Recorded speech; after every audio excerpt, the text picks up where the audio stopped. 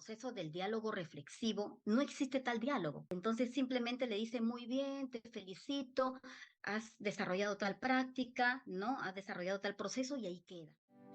Bienvenidas y bienvenidos a Diálogo Maestro, una estrategia del programa de liderazgo para directivos de Enseña Perú. En este espacio entrevistaremos a diferentes especialistas quienes nos darán su punto de vista sobre la educación y el rol crucial directivo. Estaremos acompañándolos May Maxdeo como parte del equipo de formación y Jaira Lencastre como directora del programa de liderazgo para directivos de Enseña Perú. En este segundo episodio conversaremos con Yuri Cabero, quien es director del Centro para la Transformación Educativa, con más de 15 años de experiencia tanto en el sector público como en el privado, en la promoción de proyectos y estrategias con énfasis comunitario. Además, estaremos con Julio Yangueren, quien es directora de una institución educativa de educación básica regular y docente de instituciones de nivel superior. Juntos, hablaremos sobre la retroalimentación y los desafíos dentro del rol directivo. Acompáñanos en esta primera parte donde dialogaremos sobre qué es la retroalimentación desde el rol directivo. Empecemos. Queremos un poco compartir sobre este importante tema que está dentro de la agenda pública, educativa, y necesitamos darle el espacio también que merece un poco para construir una nueva educación en las sociedades también que se están renovando. Entonces, nosotros hemos aprendido de cierta manera, nuestra retroalimentación pudo haber sido tal vez muy simbólica, muy de sí, excelente, como también pudo haber sido también con ciertas etiquetas de decir, esfuérzate más, etcétera.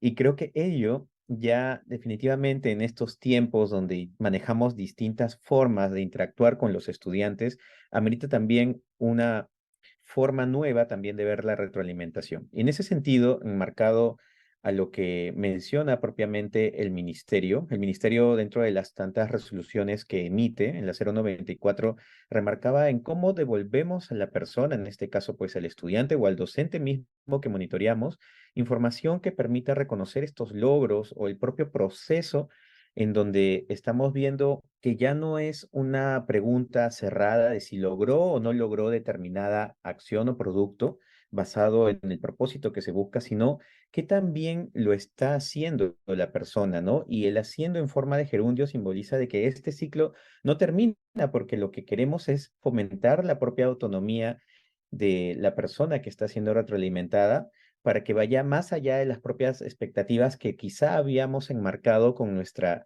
experiencia de aprendizaje o con la fase de retroalimentar al docente, etcétera. Entonces, esa es un poco la mirada que buscamos con la retroalimentación, es el sentido de que reflexiones sobre aquellos aspectos o búsqueda incluso de estrategias que le permitan mejorar sus aprendizajes.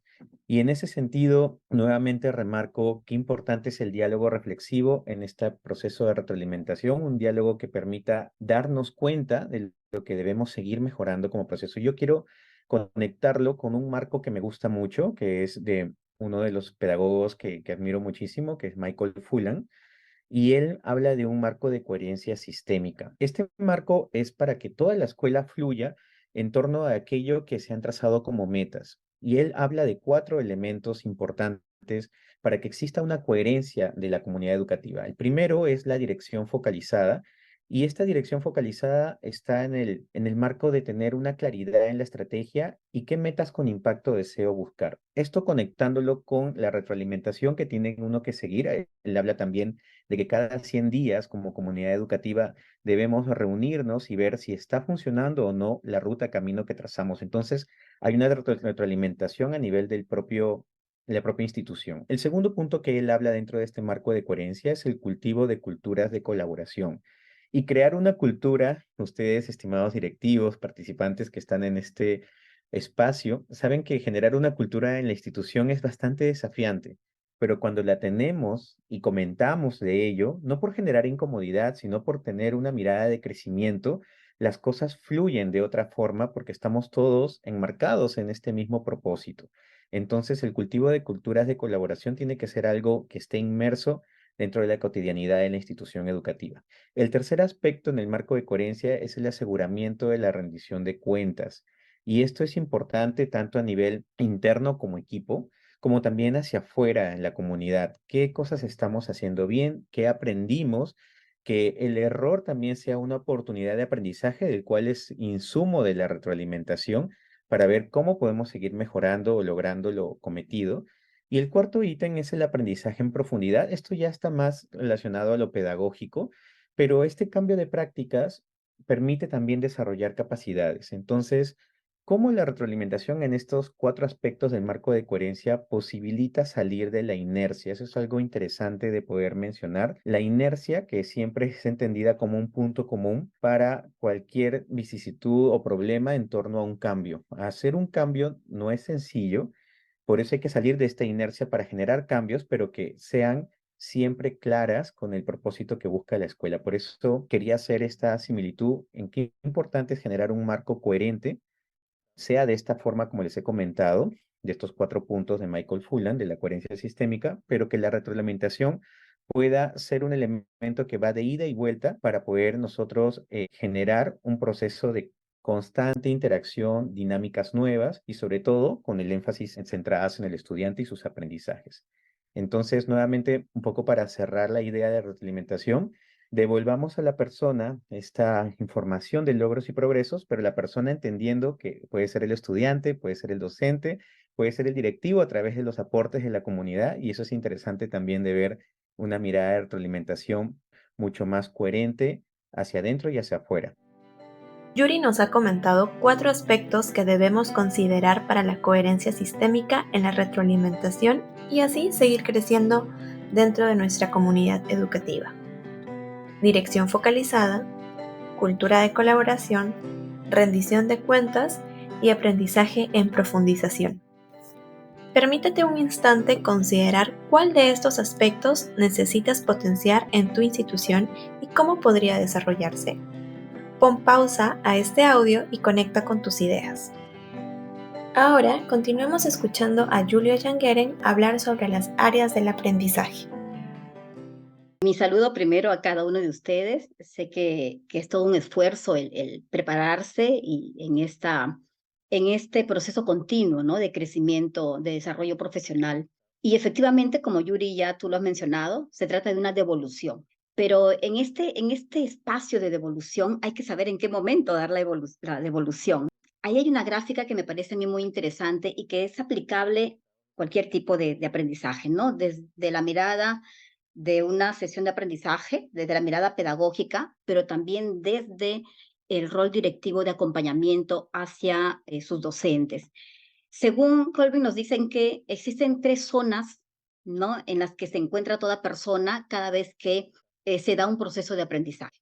Tenemos la zona de confort, la zona de aprendizaje en sí y la zona de pánico. Tal vez en algún momento ustedes docentes se habrán visto en alguna situación de mucho estrés, de mucha angustia, cuando de pronto por ahí que el directivo lo va a monitorear, o quizá también han escuchado, sobre todo en estos últimos tiempos, que sus padres de familia le comentan y le dicen, mi hijo está muy estresado, no quiere ya presentar sus evidencias, ya no quiere avanzar, ya no quiere hacer nada en el curso, está angustiado, no sé qué hacer, profesora. Bueno, pues resulta que de repente su estudiante se encuentra en esta zona de pánico. Y en esta zona de pánico es que definitivamente hay muy poca probabilidad de que ocurra un aprendizaje. Si nos vamos hacia el otro extremo, en la zona de confort, igual, ¿no? Un estudiante en el que de repente no sé si les habrá pasado, les presenta, ustedes le dejan una actividad y de inmediato, de pronto si la tienen que hacer en casa, en una hora se las están mandando por correo, o de repente en la misma clase terminó primero el estudiante. Y si nos preguntamos de repente, ¿será posible que ahí también haya algún aprendizaje? ¿O simplemente está evocando alguna situación que ya había aprendido antes?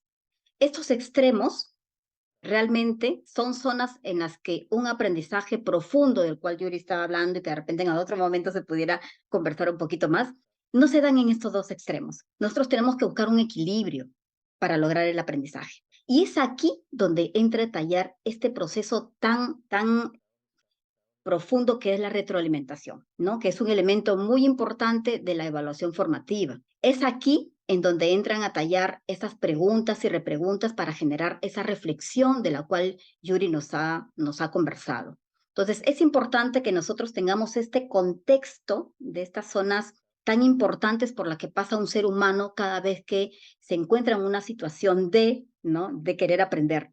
y pues tenemos que buscar este equilibrio e intervenir de manera oportuna a través de sugerencias, a través de preguntas y repreguntas. ¿Cómo se puede ver esta zona de confort que ustedes mencionaban cuando damos retroalimentación a los docentes, ¿no? De repente la zona de pánico siento que es muy visible de poder encontrar y también de confort en los estudiantes, pero cuando brindamos retroalimentación a docentes, que al final son nuestros colegas, pero desde la mirada como directivos, hay una autoridad. ¿Cómo se ve entonces esta zona de confort? Cuéntame un poquito.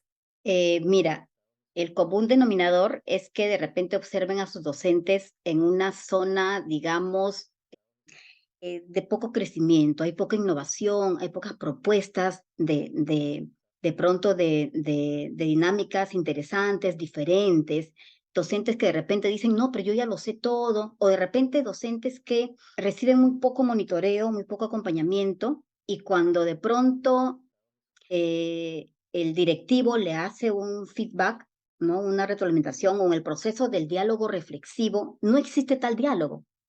Entonces simplemente le dice, muy bien, te felicito, has desarrollado tal práctica, ¿no? Has desarrollado tal proceso y ahí queda. Entonces el docente, bueno, se siente que ya lo sabe, que ya aprendió lo suficiente y que está desarrollando buena práctica. Pero en este proceso continuo de crecimiento profesional, ¿no? Nosotros como maestros tampoco terminamos de aprender. Y hay tanta innovación y tantos procesos todavía hay que seguir trabajando en aras de los buenos aprendizajes, ¿no? Entonces, visualizamos a un maestro que siente que ya lo conoce y que no hay retos, que su directivo no le plantea retos, ¿no? El trabajo colegiado también de repente, inclusive hasta se desvirtúa, ¿no? Y se siguen haciendo las mismas planificaciones, no hay cambios. No sé si Yuri de repente podrías también complementar al respecto. Así es, Yuli. Gracias también por esa reflexión. Dentro de la mirada de los docentes, cuando están en la zona de confort, algo que les podemos dar para que puedan también, siempre en la mirada de tener altas expectativas en nuestra comunidad, ¿no? O sea, es verdad que la institución educativa está centrada en el logro de aprendizajes hacia los estudiantes, pero también tenemos a este actor tan importante que es el docente. Y hay estrategias que responden muchísimo a la famosa ya, a un término que me agrada mucho usar, que es la simplicidad, que con estrategias simples puede dar respuesta a situaciones muy complejas. Entonces, el docente también tiene que verse retado en una manera positiva, aplicar nuevas formas de generar aprendizajes y que estos no los sienta que le van a llevar una sobrecarga. Ahora tenemos mucha documentación de formas pedagógicas en las que pueden desarrollarlas dentro de sus sesiones de experiencias de aprendizaje. Y en ese sentido, que este confort esté, esté lejos de la famosa palabra de inercia. La inercia es aquello que siempre va a ser estático, que no va a haber novedad y el aula tiene que generar sorpresa, tiene que haber lo que llamaba Paulo Freire el brillo en los ojos, en este caso del propio docente, ¿no? De sentir qué bien está respondiendo mi alumnado o mi relación con otros docentes ante tal o cual actividad que está fomentando tales logros, ¿no? Entonces, esta zona de confort es algo que el directivo tiene que identificar claramente y se denota mucho en la apatía, se denota en los temas actitudinales del colega, en la confrontación. Entonces debemos generar un clima propicio para el desarrollo de la confianza, pero esta confianza basada en un elemento muy cercano que tiene que estar conectado definitivamente con la retroalimentación. No podemos retroalimentar algo que no conocemos. Y si mi relación con este docente que continuamente está en una zona de confort no es cercana porque huyo de esa confrontación, puedo ver de alguna forma cómo el director también puede generar cercanía, pero necesitamos llevarnos siempre a una zona de constante aprendizaje. Todos aprendemos, no solamente quien es retroalimentado, es también quien da la retroalimentación, ¿no? Entonces, es un poco, y agradezco la pregunta, May, de que estas zonas de confort tienden a ser facilistas, pero veámoslo como una oportunidad para seguir creciendo como una comunidad educativa. Gracias por acompañarnos en esta primera parte. No te pierdas la respuesta a qué elementos tiene una retroalimentación de calidad en la continuación de este segundo episodio.